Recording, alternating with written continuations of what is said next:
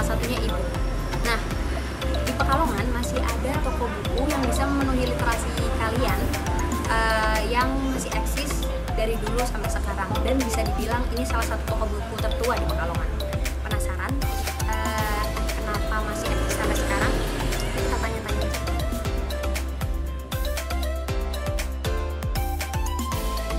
Toko buku Karuhun. Ya, pemirsa warga Pekalongan pasti tidak asing lagi dengan nama toko buku tersebut, bukan? Toko yang beralamat di Jalan Dr. Cipto Mangunkusumo nomor 5-6 Sugiwaras Pekalongan Timur ini menjual banyak pilihan buku. Dari mulai buku pembelajaran, buku cerita, komik, majalah, koran, dan masih banyak lagi. Sudah menemani para pelanggannya selama 73 tahun dari tahun 1950 hingga saat ini. Toko buku Karuhun telah menjadi usaha turun-temurun dan sudah melalui generasi ketiga. Selain menjual aneka buku, toko buku Karuhun juga menerima pembelian buku bekas. Harga yang ditawarkan untuk sebuah buku di sana juga sangat terjangkau. Indri, pemilik toko buku Karuhun, sekaligus generasi ketiga mengatakan, Karuhun sudah jadi toko buku legenda tahun 1960 hingga 1990-an. Namun eranya mulai redup ketika banyak majalah, tabloid dan koran bertumbangan sehingga berhenti cetak. Kondisi diperparah era canggih ponsel cerdas yang memungkinkan semua orang membaca lewat gawai. Dengan tantangan yang berat seperti itu, toko Karuhun masih bertahan hingga sekarang. Beruntungnya masih ada banyak yang mencari buku-buku, majalah, dan tabloid bekas sehingga toko buku Karuhun tetap eksis di tengah gempuran buku digital. Kalau enggak itu paling saya tuh yang megang, anak udah mentas semua, mau dijual, mau dikontrak kemana, ya udah tak teruskan generasi. Terus ini kan terkenal ya, apa-apa masuk di sini-sini. Kalungan, Kalungan. Tapi Pemalang tiap tahun kalender aja sampai 1.000 omset sama saya.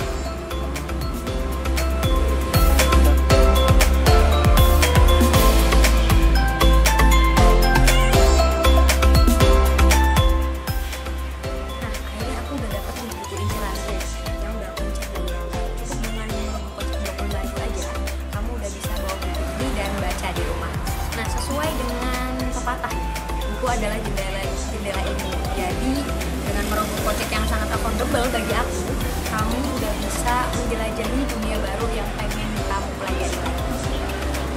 Dari Pekalongan, Aisyah Aulia dan Saiful Ibad, MTV Jateng mengabarkan.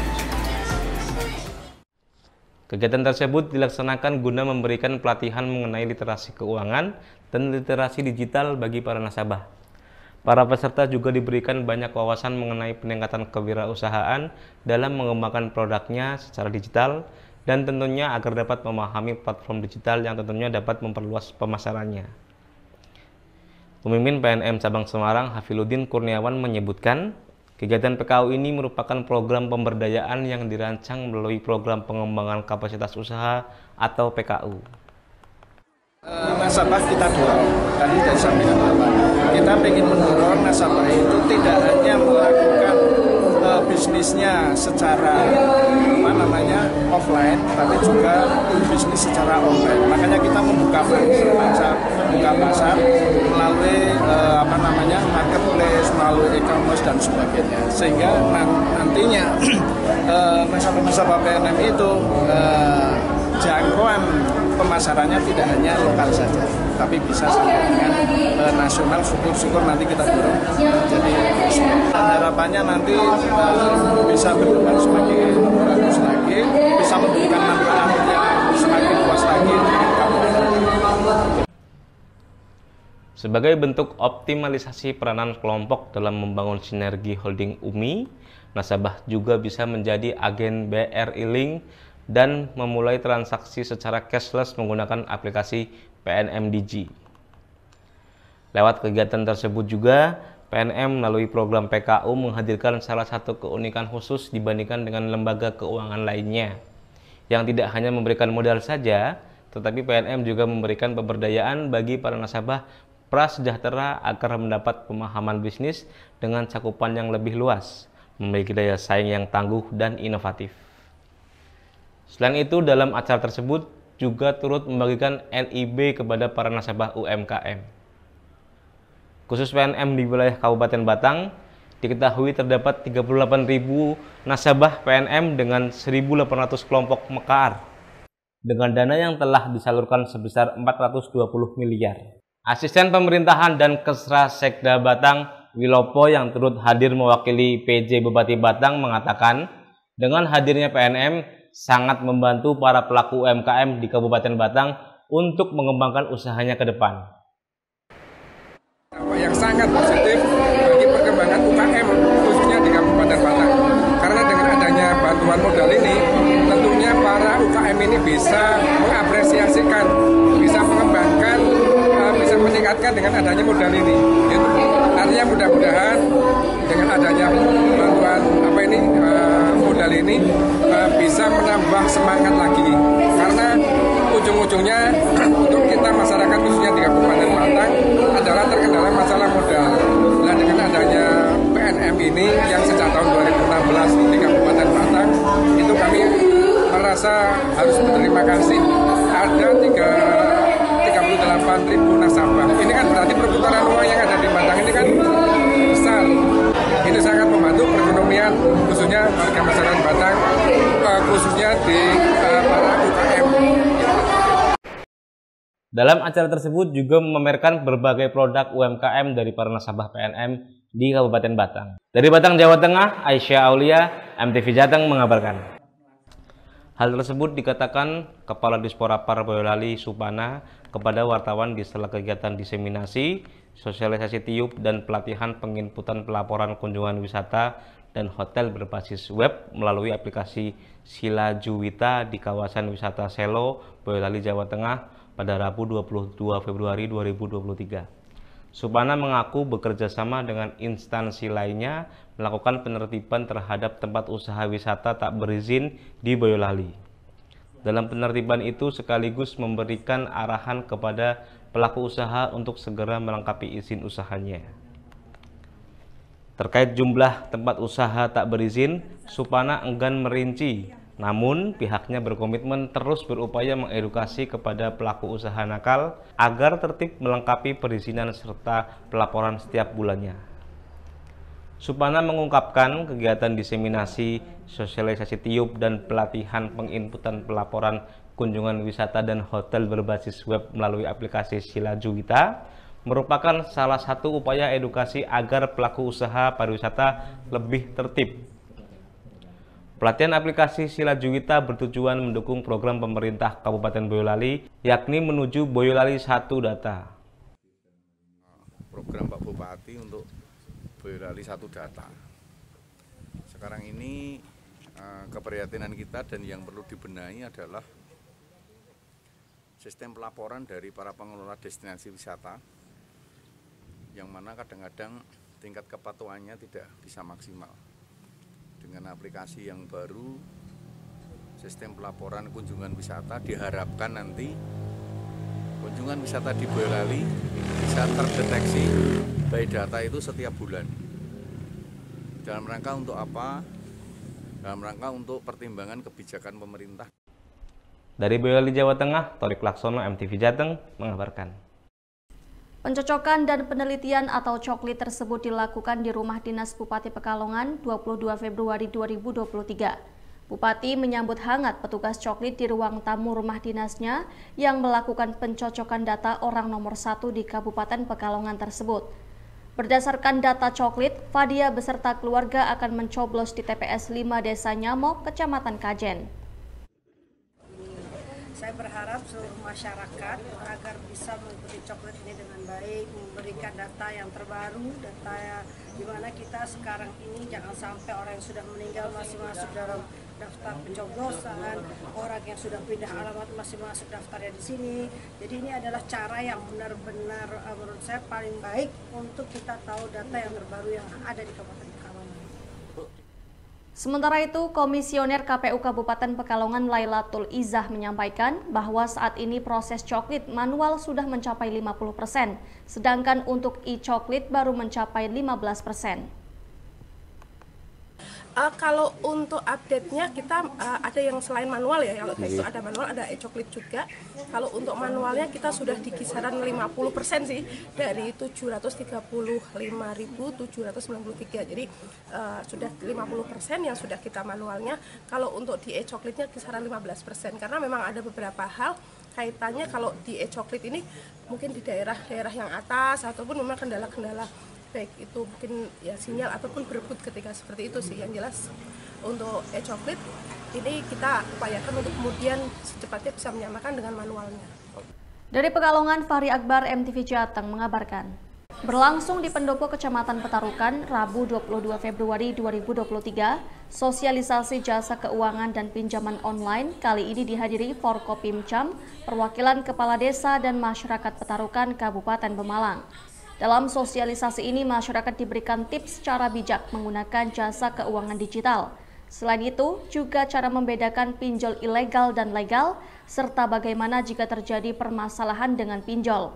Anggota DPR RI Dapil 10 Jawa Tengah, Hendrawan Supratikno mengungkapkan, adanya sosialisasi ini diharapkan masyarakat menjadi melek dan lebih berhati-hati dalam menggunakan jasa keuangan berbasis digital.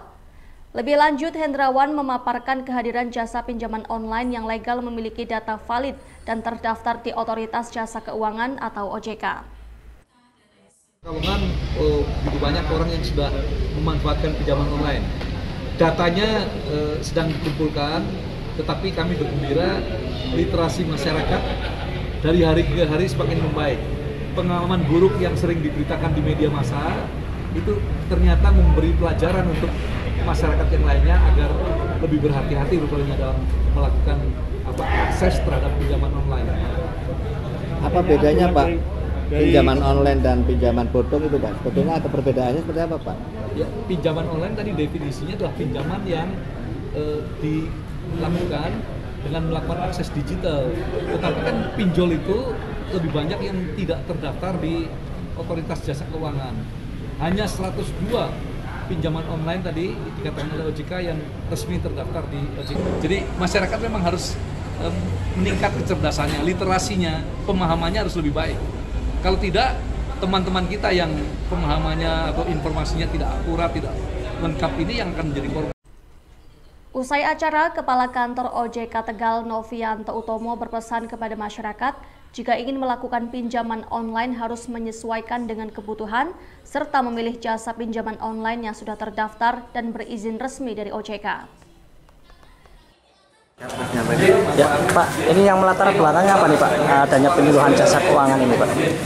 Jadi memang kita punya program edukasi kepada masyarakat. Tiap tahun kita melakukan edukasi, bukan hanya tentang pinjaman online, macam-macam ya. Nah, hari ini kita terkait dengan pinjaman online. Pak, ini yang kalau misalnya pinjaman online dan pinjaman pinjol ilegal ya, ilegal dan legal, itu cara membedakannya gimana sih Pak? Cara membedakannya gimana Pak? Cara membedakannya sederhananya gini, kalau pinjaman online ilegal tidak berizin OJK, jadi kalau misalnya Mas cek ya, mau di website OJK, mau via WA, itu nggak ada tuh. Jadi kalau misalnya yang resmi itu dia nggak boleh nawarin pinjaman melalui SMS, WA, kan masyarakat sering tuh dapat begituan, itu nggak boleh. Dan mereka itu yang resmi itu. Dari Pemalang, Wiarto dan Agung, MTV Jateng mengabarkan. Ketua DPD Golkar Kabupaten Pekalongan Fadia Arafik dalam sambutannya menegaskan pihaknya siap all out bagi caleg yang berpotensi untuk mendapatkan dukungan tak terbatas. Hal tersebut disampaikan saat pelaksanaan pelantikan pengurus kecamatan dan desa sekecamatan Kesesi 22 Februari 2023 bertempat di Gor Satria Kesesi. Bahkan secara gamblang, Fadia juga akan memberhentikan jabatannya bagi pengurus dan kader Golkar yang mencoba bermain dua kaki di pemilu serentak 2024. Menurutnya, semua akan diperhatikan dari pelantikan kemudian caleg-caleg yang berpotensi menang. Dan apabila kondisi keuangan kurang memadai, maka akan disupport habis-habisan tanpa batas. Ya, kita berusaha untuk membuat Golkar yang ada di Kabupaten Pekalongan ini kursinya ya minimal 2 kali lipat lah ya kan, dari yang ada sekarang. Mudah-mudahan bisa jauh lebih baik. dari pelantikannya pun kita perhatikan, sampai nanti caleg-caleg yang berpotensi menang, tapi memang untuk membuat timnya tapi keuangannya tidak memadai, itu pun juga kita support. Unlimited Bu ya? Iya. Pokoknya saya lihat kalau surveinya dia bagus, langsung itu. Dalam agenda kali ini sebanyak 235 orang yang terdiri dari pengurus kecamatan dan desa sekecamatan Kesesi telah selesai dilantik. Setelah sebelumnya Sekretaris DPD Golkar Kabupaten Pekalongan Ruben R. Prabu membacakan SK dan dilanjutkan dengan pengambilan sumpah dan penyerahan bendera. Ya, kami strategi sebenarnya khusus memang kami tidak sampaikan ya, tapi secara umum kami jelas sudah mulai merekrut caleg yang bagus, yang kuat. Tentunya kita konsolidasi sampai bawah, saksi pun kami sudah siapkan. Harapannya kami menjadi pemenang pemilu di 2024. Ya, untuk masyarakat ya tentunya kita Partai Golkar hadir di sini untuk sebagai wadah aspirasi, kita bisa menyampaikan ke pemerintah melalui pengurus-pengurus desa, jadi bisa koordinasi lah masyarakat secara umumnya, kami punya perwakilan di tiap-tiap desa. Dari Pekalongan, Fahri Akbar, MTV Jateng mengabarkan. Di pendopo Pondok Pesantren Al-Maliki Jenggot, Kota Pekalongan, 22 Februari 2023, ratusan anak-anak sekolah dari berbagai SMA sederajat antusias menyaksikan penampilan dua penyair yang sudah melalang buana di dunia sastra. Yudhistira membagikan ilmu dan pengalamannya ketika dulu hidup di Jakarta, di mana hanya mengandalkan kecintaannya dalam mengarang. Dari usaha itulah, kini Yudhistira memiliki banyak karya dan sejahtera dari menang lomba. Tidak berhenti di situ, penampilan spektakuler Reni Jayusman turut memeriahkan Senandung Cinta Pantura melalui pembacaan puisi yang sangat menjiwai, membuat suasana kian bersemangat menyimak kata demi kata yang penuh makna. Pendiri Sogan Institut Tribut Ahwandi mengungkapkan, kegiatan ini memang bermaksud untuk mengajak para pelajar untuk mencintai sastra, khususnya puisi. Selain itu, untuk menggalakkan kembali budaya literasi di wilayah pondok pesantren. Tribut Ahwandi menilai antusiasme para pelajar ternyata sangat mengesankan. Tak satupun dari para pelajar beranjak dari tempat duduknya karena acara sukses dan mengasyikkan. Sastra di Pekalongan, karena terutama di pesantren ya, karena basic budaya Pekalongan ini kan pesantren, dan sebenarnya tradisi sastra di pesantren itu luar biasa dahsyat. Cuman hari ini agaknya tradisi pesantren ini kurang begitu diminati oleh para santri, entah karena mungkin tidak terbiasa atau belum terbangun lagi tradisinya, sehingga ini yang mau kita cita-citakan.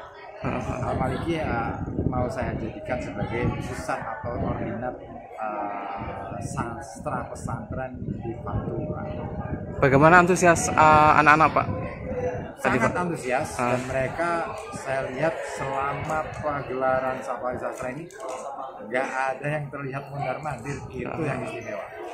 Dan bagi saya apresiasi itu dalam yang lebih dahsyat itu adalah ketika mereka anak-anak terutama pelajar itu mereka memperhatikan betul apa yang sedang mereka tonton dan disajikan oleh para penampil. Jadi saya salut dengan teman-teman guru juga yang mendampingi mereka. Mereka sudah ikut istilahnya keroyo-royo untuk ngewangi. Dari Pekalongan, Saiful Ibad, MTV Jateng mengabarkan. Masyarakat harus bijak dalam menggunakan layanan keuangan digital yang ditawarkan perusahaan pinjol dan harus paham sebelum melakukan transaksi melalui platform pinjaman online serta memastikan platform yang ada terdaftar otorisasi jasa keuangan. Hal itu disampaikan melalui staf edukasi dan perlindungan konsumen OJK Cabang Tegal, Kristina Nimas, saat memberikan penyuluhan jasa keuangan dan kiat bijak menggunakan pinjaman online di wilayah Kecamatan Petarukan, Rabu 22 Februari 2023. Dimas menambahkan per 21 Januari 2023 hanya ada 102 pinjol resmi. www.ojk.go.id. Kenapa harus cek di www.ojk.go.id? Karena data ini akan diperbaharui terus-menerus. Saat ini per 20 Januari 2023 hanya ada 102 pinjol resmi. Kalau susah buka website, Bapak bisa catat WhatsApp-nya 081 157 157 157 157 ya 3 kali. 081 157 157 157. Bapak buka WhatsApp, misalnya contoh rupiah cepat. Saya mau tahu rupiah cepat ini diawasi oleh OJK atau tidak. Bapak tinggal buka WhatsApp, Bapak ketik rupiah cepat, enter. Nanti otomatis jawabannya akan muncul. Rupiah cepat merupakan fintech. Poin pentingnya apa? Pertama, jumlah pinjaman kita berapa? Kemudian bunganya berapa persen? Kemudian angsurannya per bulan berarti berapa? Kemudian kalau terlambat ada denda berapa sih?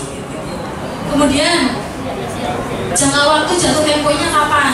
Terus misalnya kita mau take over atau misalnya kita mau pinjam di bank lain, itu kita kena denda penalti pelunasan dipercepat atau tidak? Terkait adanya pengaduan masyarakat tentang adanya pinjaman ilegal, dirinya menginformasikan kepada masyarakat agar segera melapor kepada OJK melalui website resmi dan kontak center untuk mengakses apakah pinjol terdaftar di OJK atau ilegal. Dari Pemalang, Wiarto Sudarsono, MTV Jateng mengabarkan. Pelatihan diselenggarakan sebagai bentuk sosialisasi dan pelatihan bagi 1.000 peserta yang merupakan nasabah PNM Mekar. Program pengembangan kapasitas usaha Akbar kali ini memberikan pengetahuan kepada para peserta agar mengerti soal literasi keuangan dan digital. Para peserta mendapatkan sosialisasi yang sangat bermanfaat dan juga dibekali dengan fasilitas pendampingan pembuatan nomor induk berusaha atau NIB, manfaat menabung di bank, membuka tabungan Simpedes Umi, hingga menjadi agen BRI Link. Juga pelatihan mengenai digitalisasi dengan menggunakan aplikasi PNM Digi. Pimpinan PT PNM Cabang Tegal mengatakan, nasabah PNM di Pekalongan per hari ini ada kurang lebih 52.000 yang semulanya hanya dilayani oleh 10 kantor Mekar. Nasabah per hari ini tuh 52.000 lebih di Kabupaten Pekalongan. Di Kabupaten Pekalongan aja dilayani oleh tadinya 20, kita ada penambahan sekarang ini menjadi 20 kantor Mekar di Pekalongan aja, Kebetulan PNM sejak September 2022 yang lalu udah bergabung menjadi holding Ultra Mikro Indonesia. Gitu. Jadi kita harapkan nasabah-nasabah ini terus berkembang usahanya, tadinya belum sejahtera menjadi lebih sejahtera. Selain itu, menurut Asisten Administrasi Umum Sekda Kabupaten Pekalongan Anis Rosidi yang mewakili Bupati dalam acara tersebut, menyampaikan bahwa Bupati sangat mengapresiasi usaha PNM dalam membantu para UMKM di Kabupaten Pekalongan yang tahun 2023 ini mencapai 67.470 UMKM. Apresiasi ya, dan menyambut dengan hangat program daripada PNM ini, karena ini berkaitan dengan tugas dan fungsi daripada pemerintah. Pemerintah merasa nggak mampu untuk menangani semua fungsi pemerintahan, terutama di bidang empowering. Nah, PNM itu hadir dalam rangka pemberdayaan masyarakat. Dan hebatnya PNM ini tidak hanya dari sektor permodalan, tapi bagaimana dia bisa eksis di tengah persaingan pasar yang luar biasa. Contohnya kemasan.